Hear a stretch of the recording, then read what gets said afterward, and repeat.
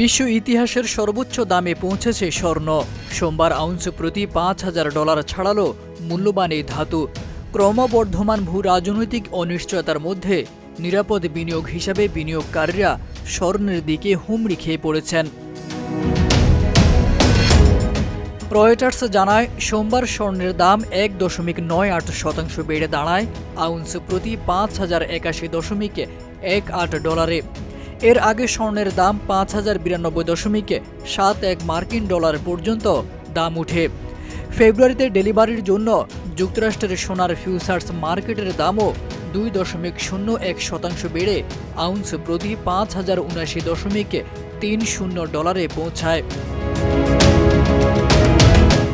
2025 সাল থেকে এখন পর্যন্ত সোনার দাম 64% বেড়েছে।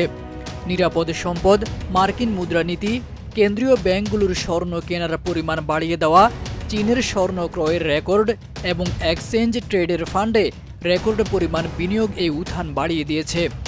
চলতি বছরে স্বর্ণের দাম 17% বেশি বেড়েছে।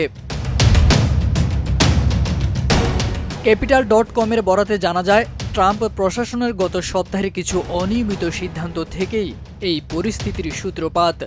গত বুধবার যুক্তরাষ্ট্রের প্রেসিডেন্ট ডোনাল্ড ট্রাম্প ইউরোপীয় মিত্রদের উপর শুল্ক আরোপের হুমকি থেকে হঠাৎ সরে আসেন, যা তিনি গ্রিনল্যান্ড দখলের চাপ হিসেবে ব্যবহার করতে চেয়েছিলেন।